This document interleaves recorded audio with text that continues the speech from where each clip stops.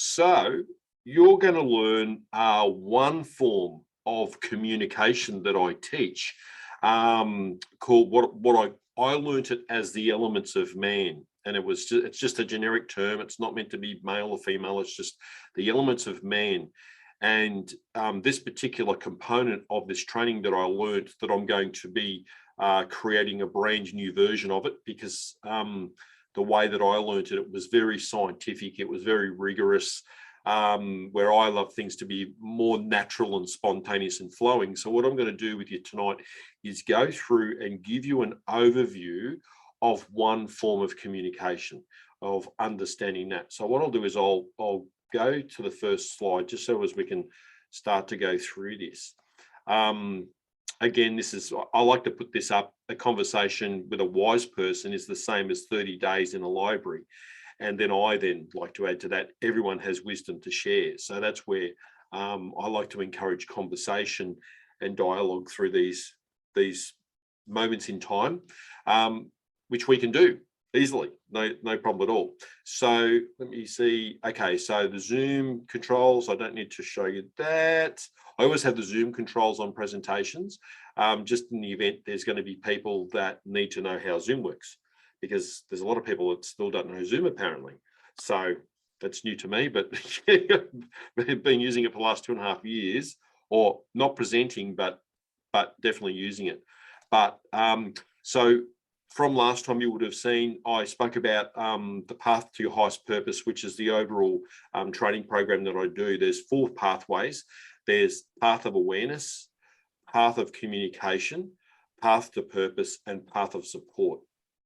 And tonight we're going to be talking about path of communication, or one aspect of the communication side of things, how to develop clarity of communication and mastering that on multiple levels. So when we talk about communication, I guess most people sort of, we hear telecommunications, we hear, somebody communicated with somebody else, but probably if you can give me a bit of an idea, what do you think communication is for you? I'm more of a listener, so I'm going to say listening. Yep. Taking in and then responding. Yep. Talking. Yep, that's cool. And so this is it's a really important aspect of communication, is it's actually two-sided. So even if you've got active listening skills, you're still contributing to the communication. And I guess because I'm an active listener, I've always come from the principle of I've got 2 ears and 1 mouth, so I listen twice as much as I speak. But when I do speak, I practice a communication process that I call concentrated language.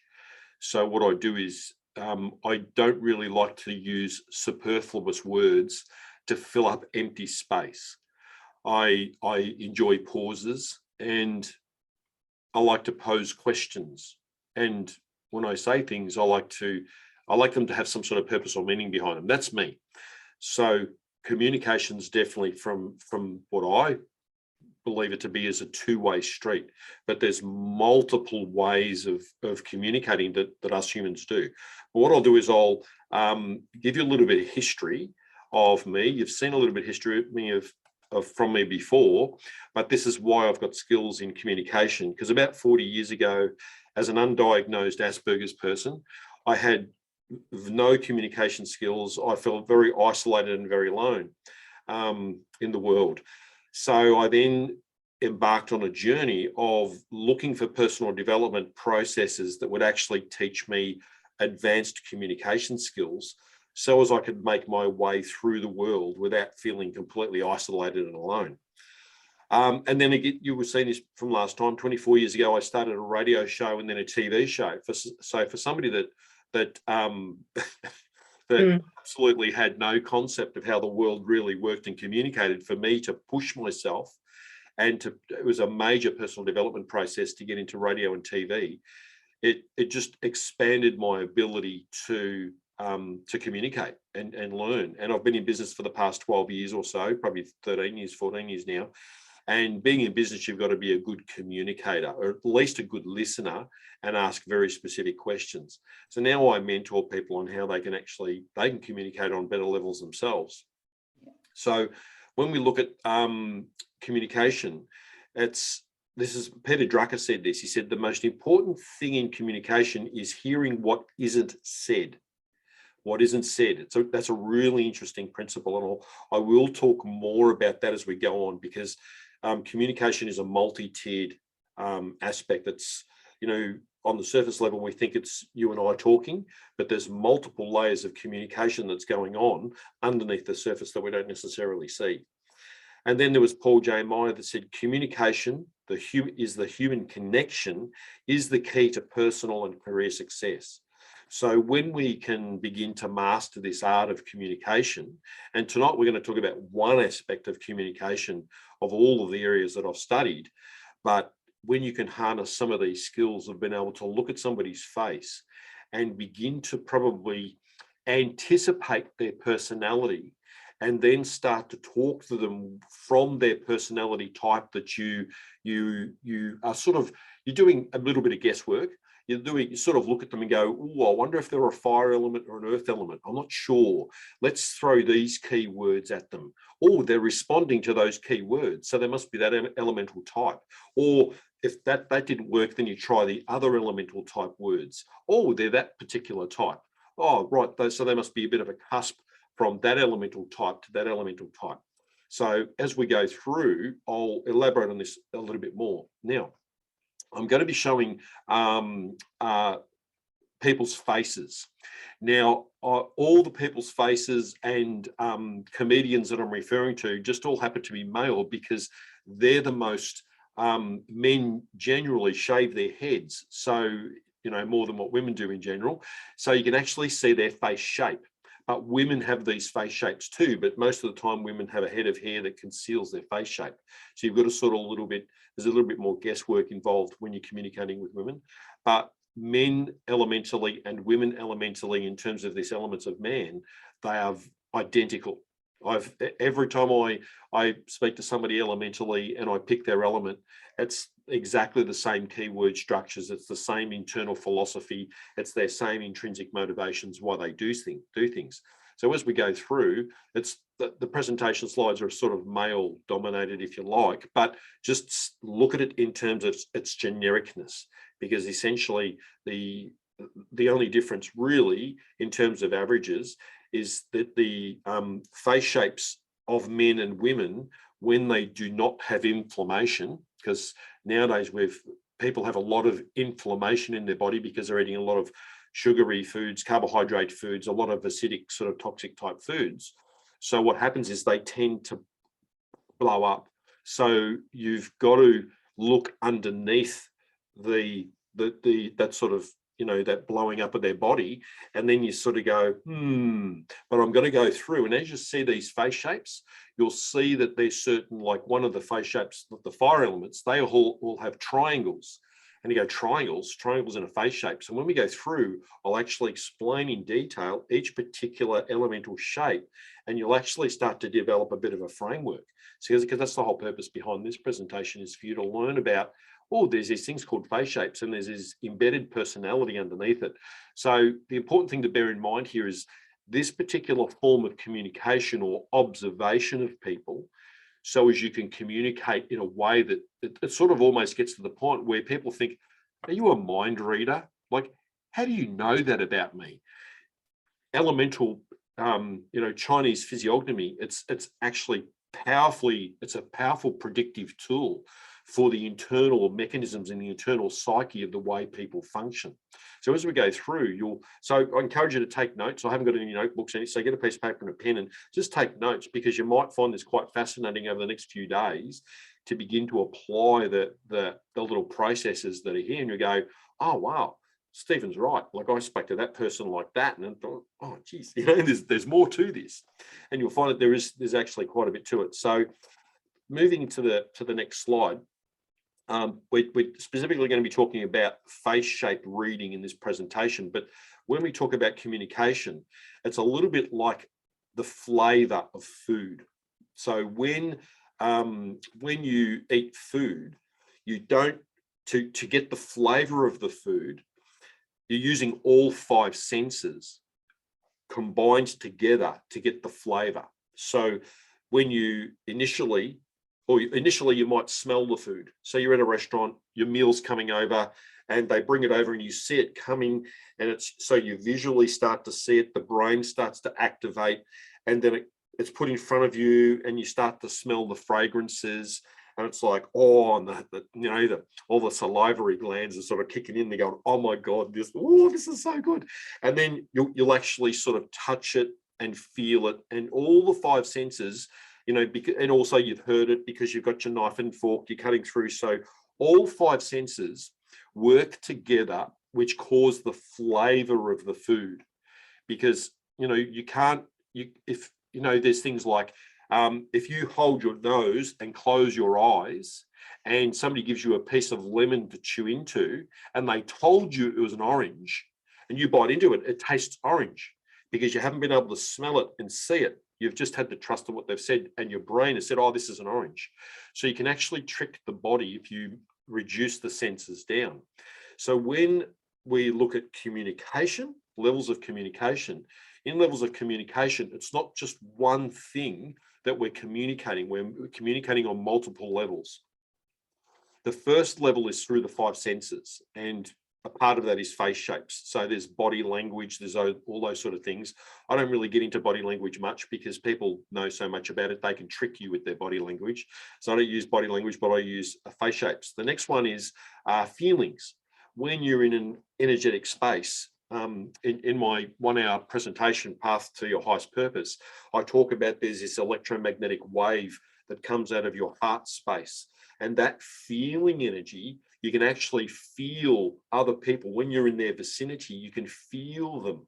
But you haven't necessarily learnt the skills to interpret what those feelings mean. And that's why the training program, I teach all of that stuff. But there's feeling communication going on.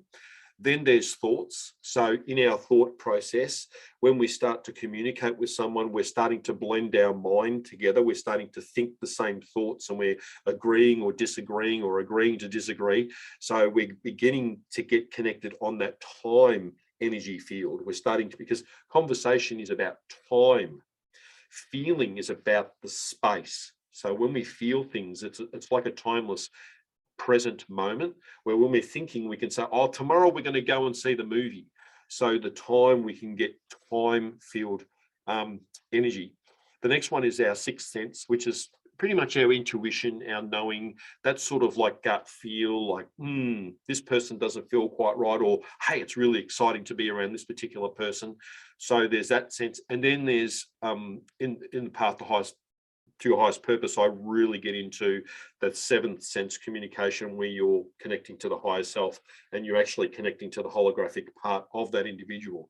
But we're not going to be addressing any of those ones there. We're just going to be looking at face shapes tonight, which is an important initial element of communicating with people, starting to develop the initial rapport and the initial connection, and then we start to go through the feeling space, and then the mind space, and then the 6th sense. We then start to incorporate those other layers of communication, creating a flavor of communication. We're combining all of those things together. So the face shapes really is the first part of our interpretation. So because we can look at somebody across the room and we can look at their face shape and go, oh, I wonder if that person's an air element. So if they're an air element, they predominantly think this particular way. So it's really an initial form of communication, a first touching, if you like, of what we're going to do. So let's have a look at the elements. There's everything that I tend to talk to is always in layers of 4, because in our universe there's the 4 natural forces. There's strong nuclear force, weak nuclear force, electromagnetism, gravity, and that's it. It's those 4.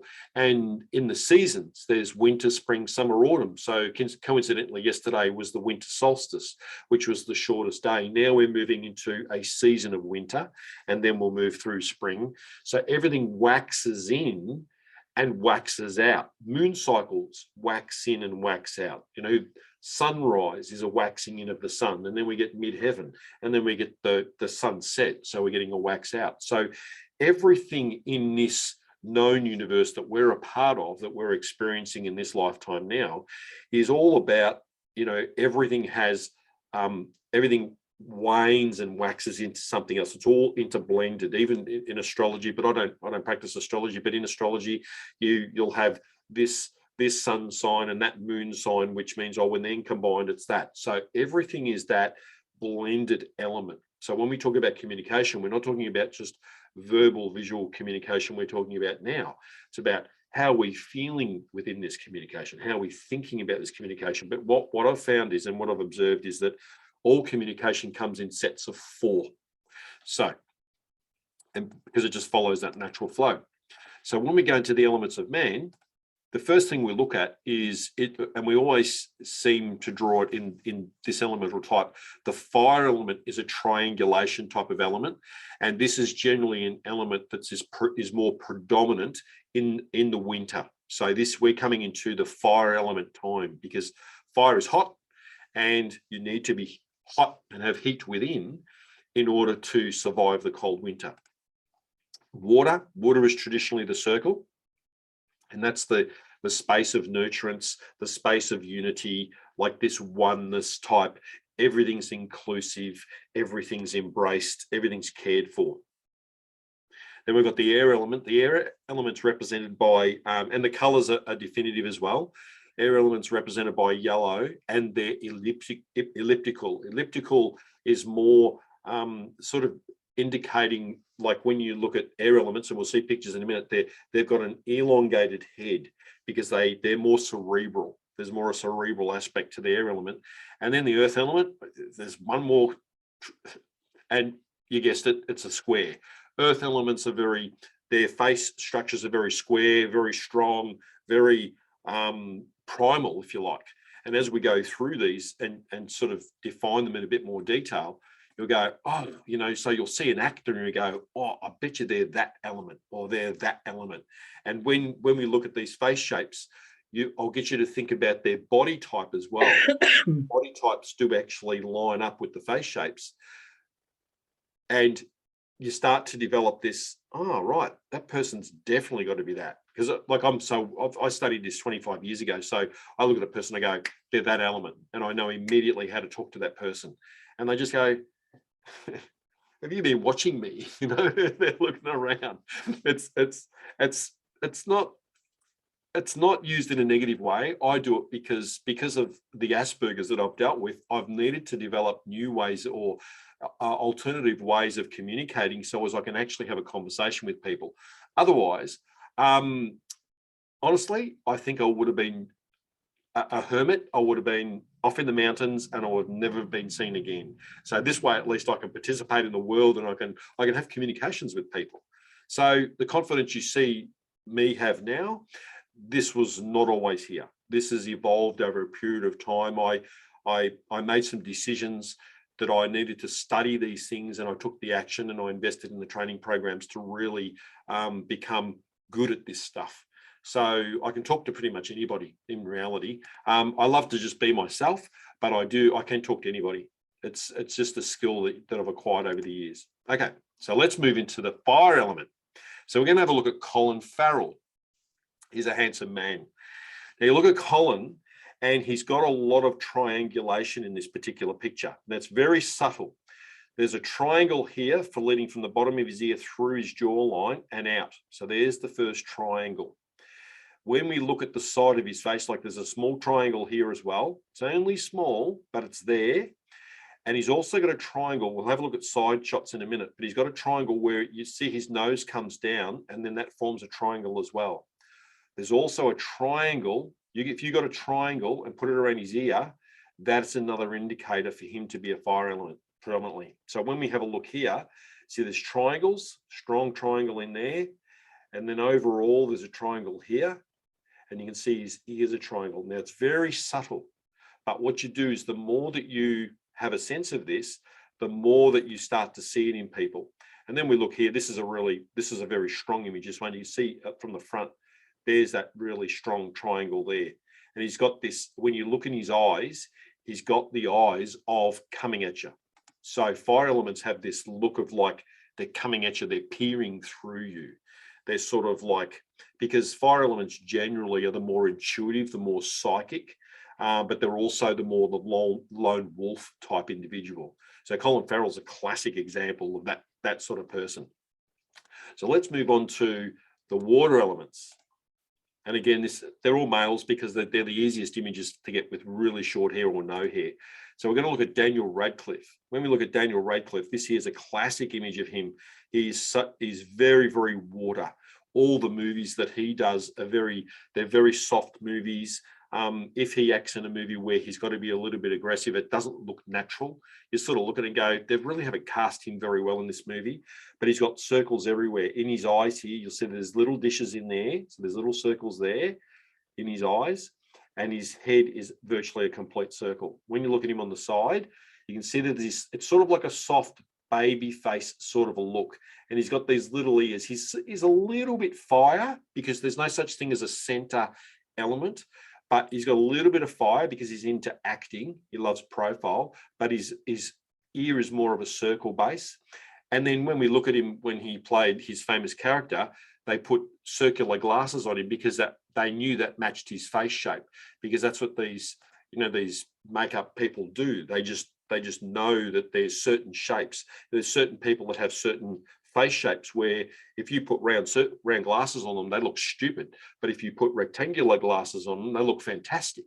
So shapes, because our brain has the ability to interpret the shape, the subtlety of the shape. So you can see that there's subtlety, but as we move through, you'll see very much big differences, particularly when we get to the earth element. I love our earth element character that I'm going to talk to you about. Is the classic. Okay, so the air element is going to be Tom Hanks. And we look at Tom Hanks, look at Tom Hanks, a classic elliptical face. And they always have these sort of like, it's a bit of a flat brow, but they have these eyes of disapproval. Actually, when we go back, I'll just go back to when you look at Daniel Radcliffe, his eyes are like, do you love me? Do you accept me? Yeah. So it's more like, I'm not going to impose myself on you. I'm more happy to, can you come to me?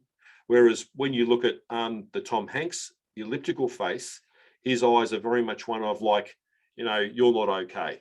Yeah. Like one of the third picture I'm going to show you in a minute. Like, but let's have a look at his ellipses. You look at his ears. His ears are very long, elliptical. You can see them here. They're long and elliptical. So they just have a different type. So you can see that there's subtleties. And also, if you look at the side of his head, it's elliptical, more at the front. You can see here it's almost flat. And that's the way air elements faces are. They generally have a very pointy nose, but it's very flat, very elliptical. And then this picture here, where we could see his flat face, this picture here was, this was only taken about 2 weeks ago. He was actually in an event where the fans were, yelling, "Oh, come over, Tom, come over, Tom." And he went over and he told them, "Look, leave me alone. You're hassling me. Piss off," in whatever Tom Hanks language there is. But it definitely an air element, particularly when you see him. I particularly love Ricky Gervais' humor, and I watched the Golden Globes when Ricky Gervais did the Golden Globes, and there was something that Ricky Gervais said that Tom Hanks was absolutely appalled. Everybody else laughed, but then they had the camera on Tom Hanks and he was like, "You can't say that, you can't say that." And that's classic air elements. Air elements are very much disapproving of everybody, unless you've proven yourself, and you've got to be upright, and you've got to be proper. Air elements are very proper people. So I laugh at air elements. I honor them because they're the brilliant genius scientists, but I tell you what, they bought it. So now we've got the earth elements. Now we're going to look at Dave Bautista. I don't know if you know Dave Bautista, but here's Dave Bautista. If you put his head in a cube, it would fit perfectly. He is a perfect square, very strong jaw, very square, really, really just like primal is probably a way of putting it. And you see here again, very earth. And that's him. He's actually laughing. but his eyes, when he opens his eyes are like, are you ready to party? Earth elements love to party. They love the collective. They love to spend time together. And when you think about all four body types of those four people, you got Colin Farrell.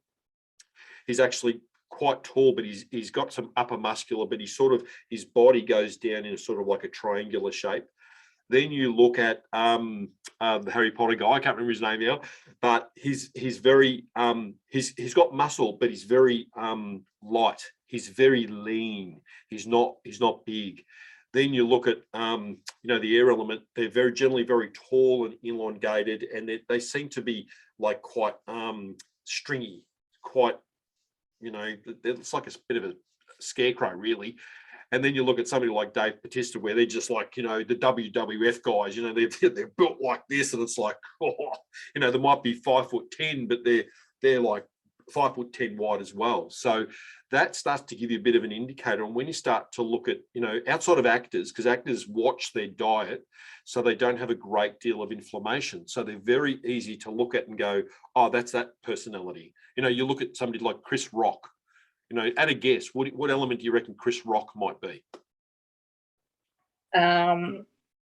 Based on those definitions. Yeah, maybe Earth. Yeah, he'd be. Chris Rock is probably fire air, because there's no such thing as a pure element. What they do is, like this guy Dave Bautista, he is actually earth fire. He's a crazy. So I'll just bring it up again. He's a crazy. So he's like, but if you're his mate, he will love you to death, and he will bend over backwards to look after you. But if you got on the wrong side of him, he probably would pulverize you. So out of the four primary elements, they actually wax and wane, and they actually create 12 elements. So you've got, we have fire, earth. Then you got center fire, fire, water, water, fire, water, water, air, air, water, air, air, earth, earth, air, earth, and then earth, fire. And each one of those 12 have very specific, it's like personality traits. Because what I'm doing here is just giving the generalized traits, because the text takes about 6 hours to really go through. I'm just giving a snapshot. So let's have a look at the predominant inclinations of these types of elements, because seeing the face shapes, it's like, okay, well, all right, well, next time I see somebody like that, I might guess they're this. So in terms of fire elements, how they function is, as infants, their internal inclination is, am I acceptable? And as adults, am I prominent? Their inclination is to grow. And they're always thinking about the future. They're always, thinking about what they can be, how they can be more, how more people can recognize them and applaud them and approve them. So fire elements very much seek acceptance from the external world. They want to be, hey, look, that's why a lot of them are actors. There's lots of fire and earth element actors in Hollywood, because they have that sense of potentiality, that sense of possibility. So their real main motivation is being prominent, is having a profile, is being recognized as unique and special. Water elements, they're very different in terms of their intrinsic part of themselves. As infants, theirs is, am I loved? And as adults, am I nurturing? So their mode of operation is to nurture. So their inclination is nurturance, and they respect and revere the past. So the water elements are very much the nurturers in society. They're the ones that are in service-based roles generally, like they can be nurses. Some doctors are water elements, but they're more in they'll be in palliative care or young children or childbirth. But they're the nurturers of our society. They find it very, very natural to do it. Elementally, I'm more fire earth, so I'm very much out there, optimistic, that sort of thing. Whereas nurturing is not a natural quality for me. I can do it, but it's not a natural process. It's not something that is intrinsic within me. But Water elements, they're beautiful to watch because they just love the children, they care for the children. But if you do something to their child, you're a dead man or woman. Like, you just don't. It's, you have to show respect. There's got to be that sense. But theirs is a very close circle. They're very, very. The family unit is a very sacred unit, and they really sort of cherish that more than anything. The next part is the air element. There, when there's infants, there is, am I secure? And as adults, am I imminent? So they like, to do things that are specialized, like scientific doctors, surgeons. They're more into that imminence, that high profile. Our politicians are generally air elements because they're looking about social development, and they always have an apprehension about the future. So they're very reserved, and they're very cautious. So if anybody gets out of line, the air element can be very, because the air elements generally create all the rules of society, and they expect everybody to adhere to those rules. So those crazy fire and earth elements that get out of line, the air elements just like go after them. So they're the organizers of society. They're the ones that create the technologies, where the fire elements, they have the vision for technology, but they don't have the capacity to manifest it. Whereas the scientists, the air elements, they have the capacity to get those ideas and really build something. Australia's a classic example. We have brilliant people who come up with brilliant ideas, but nobody in Australia will finance them. So eventually those ideas get sold to Americans, because America's a very air element nation. I won't talk about nations because that'll be digressing too far. I've got about, I'm just looking at the time and I'm looking at how many slides we've got, because we're really just throwing mud on the wall. So air elements are, as infants, am I dominant? And as adults, am I competent? So, if it's all about body, it's all about the strength of the body, and that I can do things. And they generally get into the trades. They're generally tradies. They go to the gym at 5 o'clock in the morning, they build their body up, but they love the body. But they also, they've got a thing about everything's got to be able to be implemented. Unless they can build, unless they can, they're very big huggers, and they're always touchy-feely. Earth elements really love to engage and connect with people. So they connect. So you can see diametrically opposite. Air and water have very similar types of features, where they're sort of like family-minded, group-minded, whereas water elements are more nurturing and closed within the family, where earth elements is like, come on everybody in the street, let's have a party. Where the fire elements have vision, they have individualized vision, where the air elements have vision, but it's social vision. So there's crossovers diagonally, there's similarities. But where you get variations is you get fire and individuals blending into water. They're more visionary.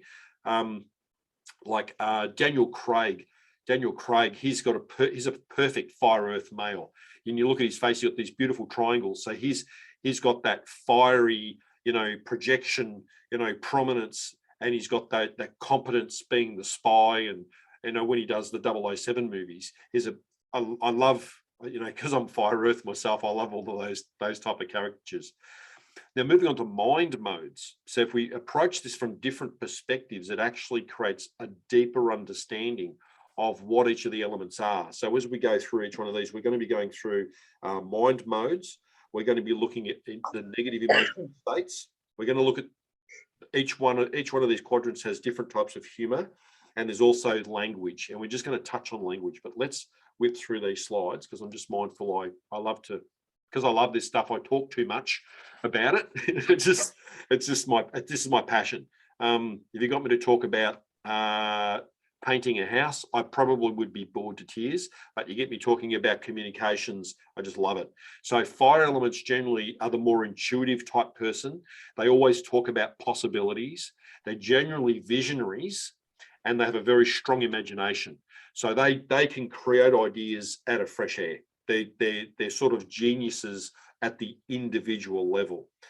When you talk to fire elements, they're more feeling based.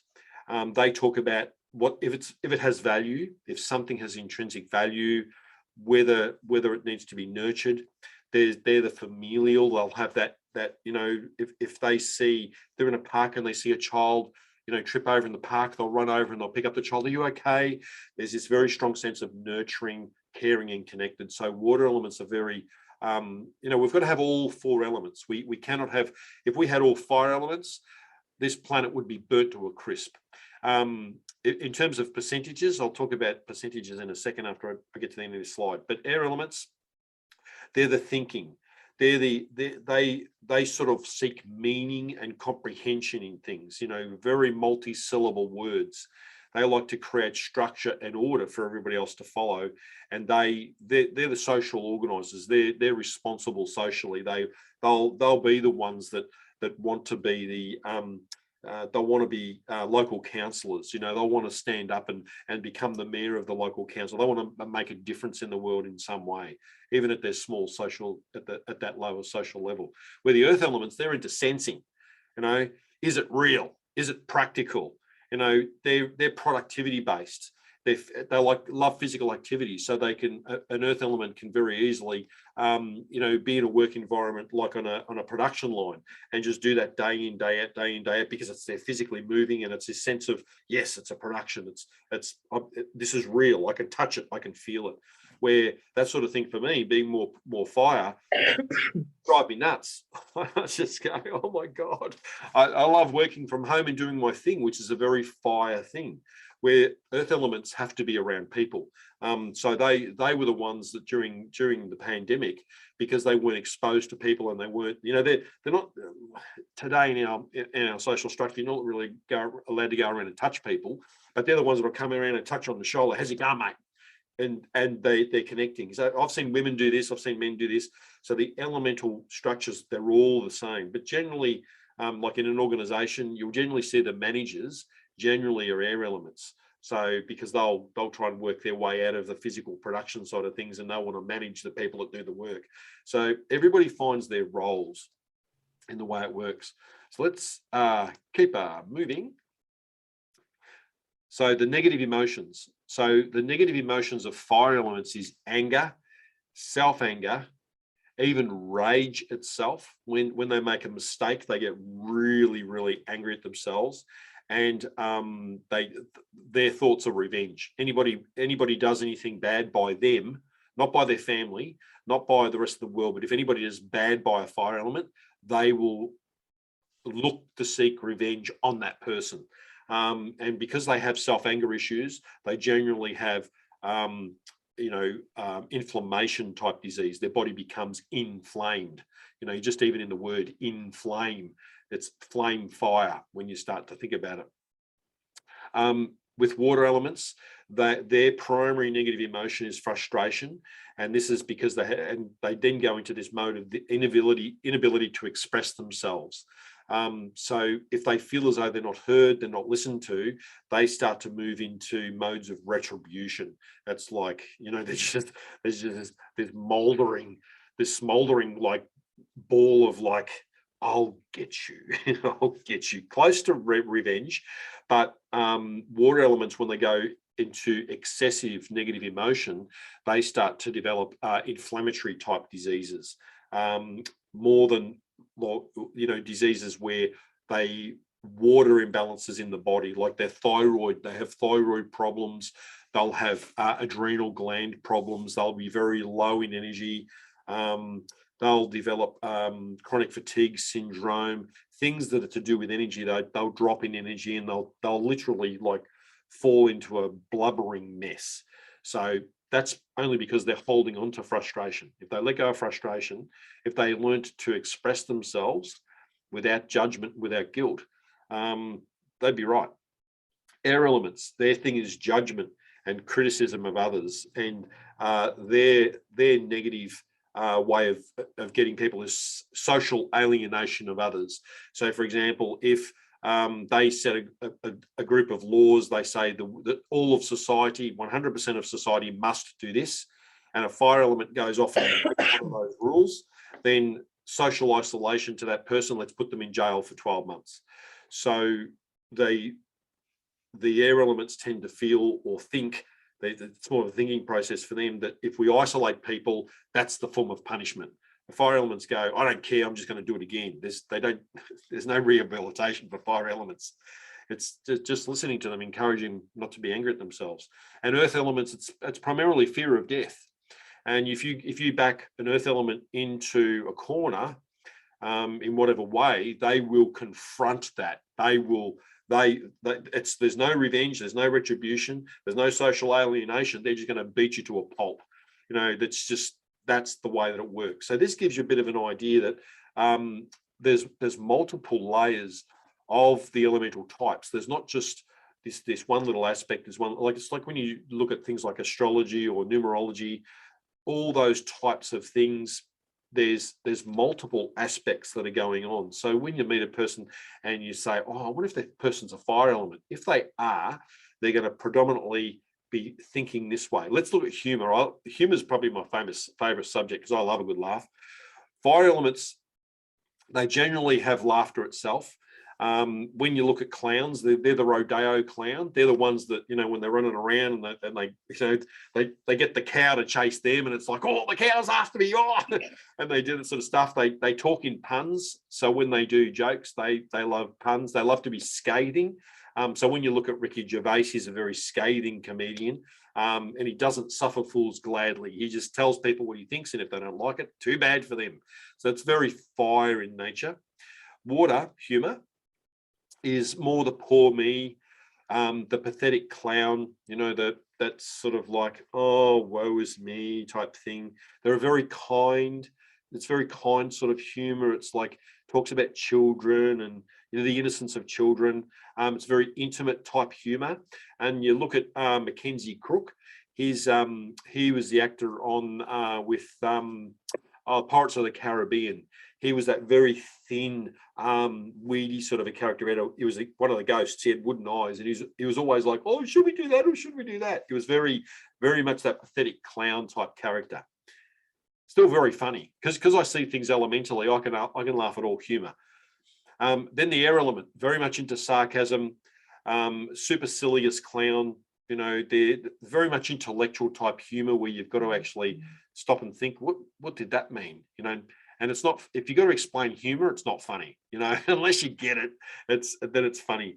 Very deadpan humor and very sarcastic, quick witted stuff like Jimmy Carr. Jimmy Carr's is very earthy as well, but Jimmy Carr, in this particular presentation, he's probably the easiest to represent as that sort of humor. Then we've got the earth element humor, which is laughter at others, like pointing and laughing. Look at that fool over there, the circus clown, stirring the audience up and things like that. A lot of profanity, very self-indulgent, like Jim Jeffries. He drinks beers on stage. He talks about taking cocaine and things like that. So you can see that there's 4 very different types of humor, and each one of them is very, very relevant to the elemental type. Language we'll talk about in a second. So you can see that there's multiple layers. Like there's actually about 50 odd layers within each of the elements, and that's why it takes about 6 hours to learn that entire component of elemental types. Because what happens is when you start talking to a person and you're curious to okay, this person, initially I'm going to assume this person's this element just by looking at their face shape. They've got a lot of triangles, so I reckon they're a fire element. So what I'm going to do is talk about things that are about imagination and the sense of possibility. And if they grasp onto those words, immediately I know, right, we're going to have a really interesting conversation down that path. Or if they're if they've got the round face, I'll say, oh, tell me, do you have a family? Tell me about your family. Tell me about your children. And immediately it's because I'm asking questions, I'm listening twice as much as I speak. I'm asking questions around that personality type, and they'll go, oh my God, Stephen's what a beautiful person. I told him about my children. He was fantastic.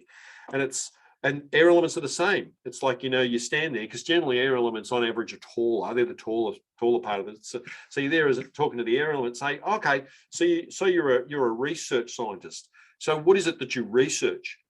Oh, that is brilliant. So could you explain to me how that process works? And then, while you're rolling your eyes in the back of your head going, oh God, I don't know anything he's talking about, but I'll just ask another question. And he'll just keep talking, because he's assuming you're with him, and you're listening, and you're asking intelligent questions. Like with an air element, you ask multi-syllable questions, whereas with a fire element and water element and an earth element, you'll ask one-syllable questions or two-syllable questions. What do I mean by that? Like, say, if we were to talk about a flower, so we talk about it's a daisy. So we talk to fire element. We say, what's the name of that? What's the name of a daisy? And they look at it and go, it's a yellow flower over there.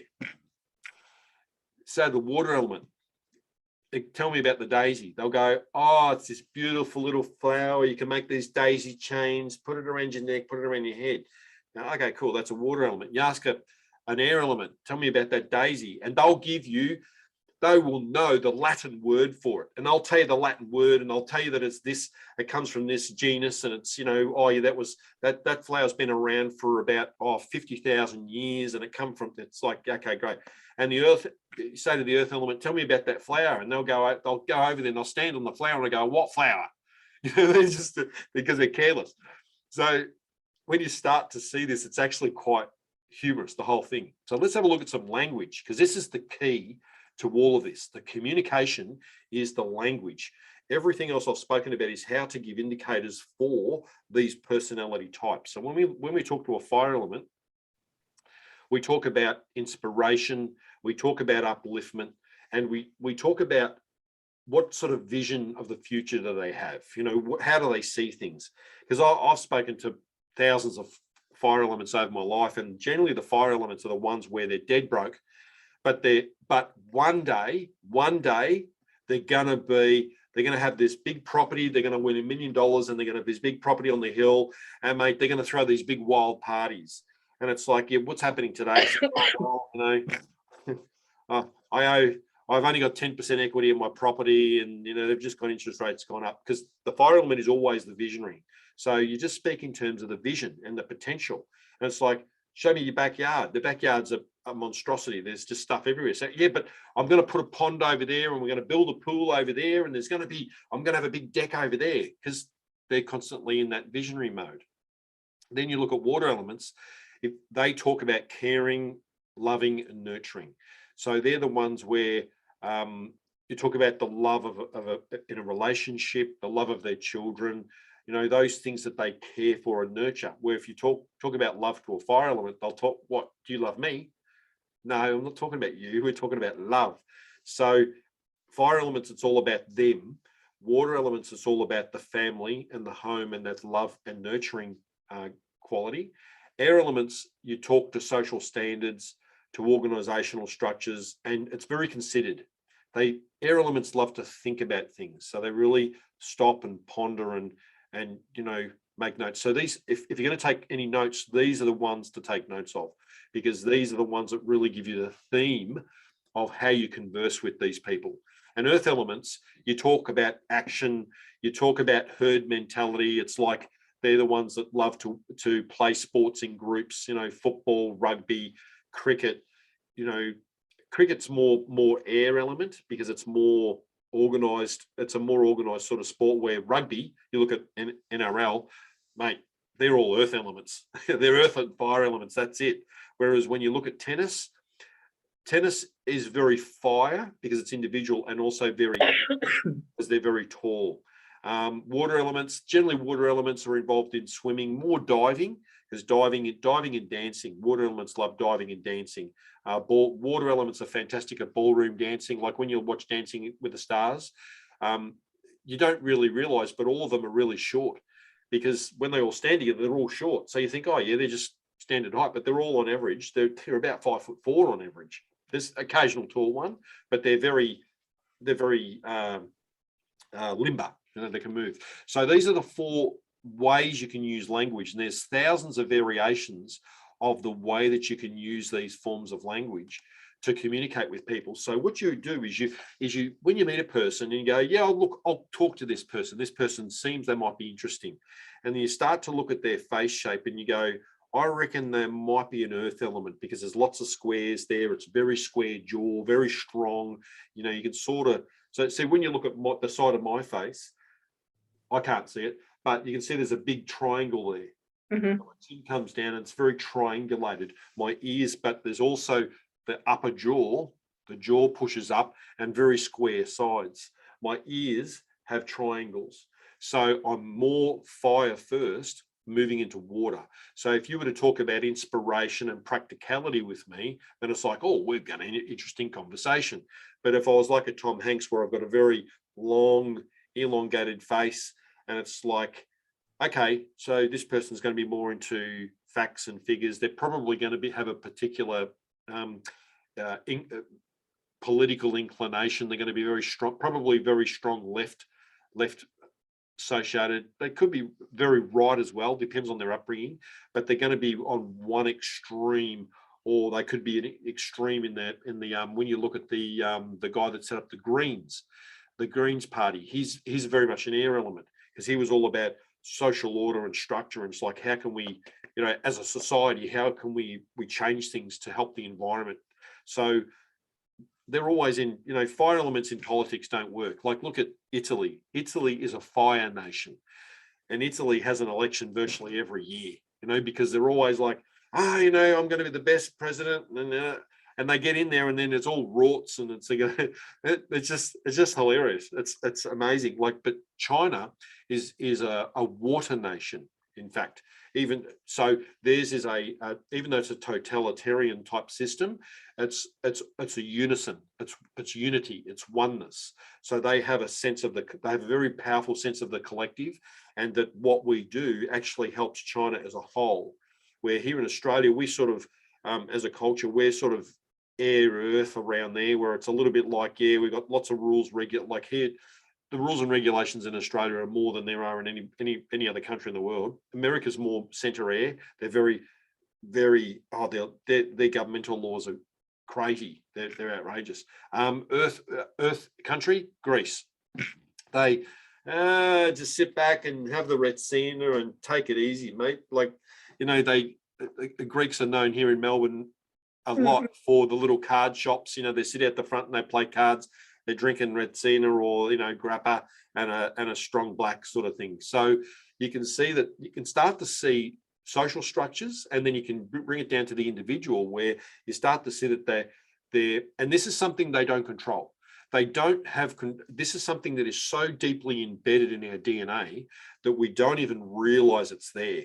And you'll always see social groups that they're very similar, like water elements always together. You'll get mothers that are always together with all the kids, and they're all about the same age. They're all doing their thing. Where doctors and researchers, they're only around doctors and researchers. They're not going to go to the training at the rugby and have a few beers afterwards, where the rugby guys, they'll be bashing each other around. You got a bit of blood here and there, and then they'll have a few beers together and say, that was great, mate, loved it, because that's their physical contact. Where fire elements, they're all out there doing their own thing. There's no group of fire elements, because they're all individuals. So it gives you a strong sense that when you speak to any one person, you can start to have a prediction of what their embedded psychology is, or their embedded DNA personality trait is. And then you can start to throw key words at them and start to explore where they are. And then once you know what they are, all you do is just continue the conversation around that thing. That's of course, if you want to form a communication with that person. You don't necessarily have to, but what tonight's presentation was really all about was to give you a really fast snapshot that these are things, the elemental types, they are coded within us from the time that our body's conceived, and we cannot override it. I've looked at numerological aspects, because I've studied numerology, astrology. What was the other one that I did? Oh, there was another type of science, and I looked at all of them, and I found that just by my intensity of mind, I could supersede the behaviors of those things. Okay, so I'm a Virgo. So a Virgo is classically a perfectionist. A Virgo has everything's very ordered and structured. Well, not in my warehouse is it ordered and structured, because I found that if I emphasize that too much, I actually created more stress for myself, because everything was too organized. So now I've got a modicum of disorganization, but going by the purism, I should have everything perfect and everything should be in its place. But I misplace things all the time. My numerology, I have a lot of fives, I have a lot of ones, fives, and sevens. Ones representing individuality, yep, that's there. 5 representing constant change. No, I've been in this place for about 4.5 years, so I'm sick of change, to be honest. But 7 is the metaphysician, and yes, that's me. But when it comes to my elemental type, I cannot force myself to be an air element. I cannot force myself to be a water element. I can communicate with those people, but it's so deeply entrenched in every fiber of my being. So when you're talking to someone and you guesstimate their personality type, oh, they look as though there might be a little bit of air and water maybe, and you start throwing around the words and then you get a confirmation, yes, this is their personality type, then you can basically just have a conversation where you're just asking them questions and they're just telling you. But the challenge is, when you get really good at this, you could be talking to people that you're not enjoying the conversation. It's not really that much fun. I don't want to talk about research. Can't be bothered, right? I'll do my own research on Google and YouTube, right? If I want to find something, and I'll find it in 10 seconds flat. But there might be a reason, there might be a business opportunity, there might be a career opportunity, it might be a manager, it might be a bank person that'll loan you money to set up to buy a car. So learning how to communicate to every single person that comes into your environment, even if you only speak to them for 2 or 3 minutes, and practice the skills of understanding their psyche and tuning into them and having a productive conversation, you will walk away and say, hey, I learned some more skills. And when they walk away, they'll go, oh my God, Sarah was amazing. How did she worked me out? Like, that was incredible. It was like she read my mind. It's like, how did she know that about me? And you didn't know anything.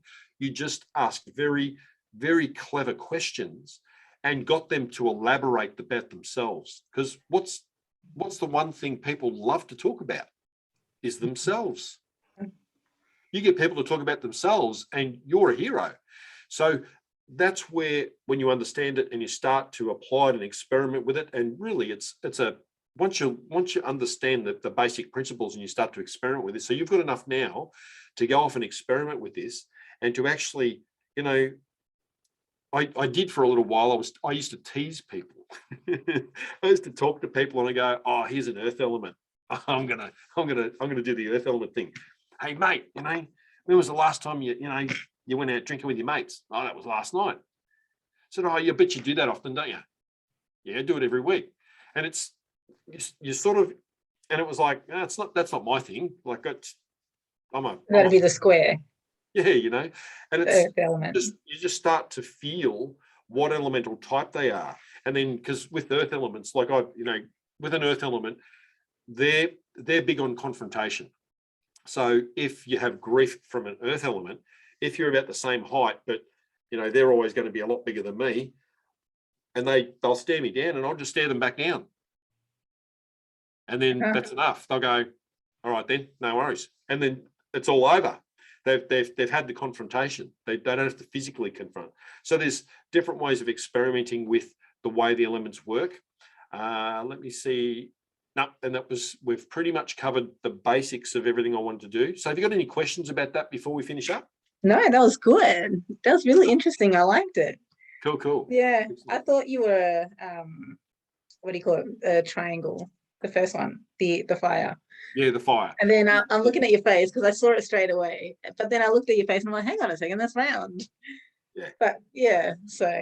It's looking for the subtleties. Like, I do have a little bit of inflammation because I'm sitting down, Zoom all the time. I'm not a gym person. I'm not an earth element person. I'm not a water love guys a lot. But water are runners. They love to run. Earth elements love to pump iron. Air elements like snow skiers, they'll do high jump. They're the ones that are really stringy and they can, they sort of long distance running, air elements. Earth elements love stuff like, fire elements love things like shooting, anything where they're going to get something and shoot it at something, like a javelin thrower, like shot put are earth elements. Shot put people, you always see them, they're all big bulky. Discus throwers, So that's discus, the Olympics, it come from the Greeks. So when you start to look at it, you won't be able to help it now. Every time you see a person, you're looking at you watch the TV and you'll go, I wonder what element they are, and you'll start to put it together. Like I always look at news readers, but a lot of news readers have a lot of inflammation, so you can't really tell underneath it. So you go back and look at pictures of when they're younger, and you go, oh right, I can see all the fiery parts, or the earth parts, or air parts, whatever they are. But yeah. So that's it. We've pretty much covered it. So hopefully you can take this very brief piece of knowledge, but it's we've done a very quick deep dive into what this thing called face shapes is, or face shape interpreting. When you learn that through the training program, I then teach how to use language at a much more effective level. I do a thing called silent language, and also concentrated language. So it's very specific, and you can get into the elemental code and communicate very, very effectively.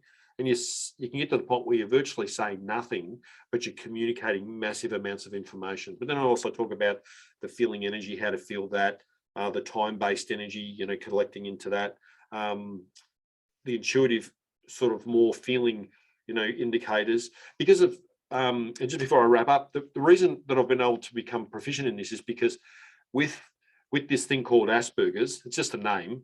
All it means is that I'm a neurodivergent person. So there's neurodivergent, which means there's a divergent of communication, and there's neurotypical. So neurotypical people communicate face-to-face, one-to-one, and they can interpret each other's emotions. Whereas in order for me to interpret feelings and emotions of people, I've actually got to look at all the periphery pieces of information. And then what I do is I build a three-dimensional understanding of what that person is. So where most people look at a person and they see the face value of something, the face value of a person, and they make all their assessments there. I gather a whole bunch of information, and I gather a three-dimensional perspective rather than a one-dimensional perspective. So all the training's designed to give people multiple abilities to feel and understand the intention of another person, and go, you know what? I want to have dealings with this person. I like this person. I resonate with this person.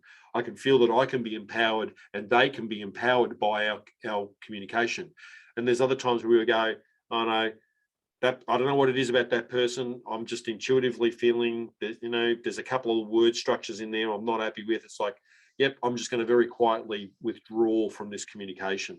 And you start to develop these really powerful skills of being able to interpret people so well. You just and you become very selective. And there's nothing wrong with that. We're not meant to. I don't believe we're meant to be friends with everybody on the planet. That's that fire sign coming out. Very much so. Exactly. Like I've got some really close fire friends that know my deeper personality and my crazy zany part of me, and also the educated part of me. They know both. So we have really interesting conversations over a glass of red. Lovely. Thanks for sharing. Thank you for your time. Sarah. No worries. We'll see you again soon. Thanks. Yes, absolutely.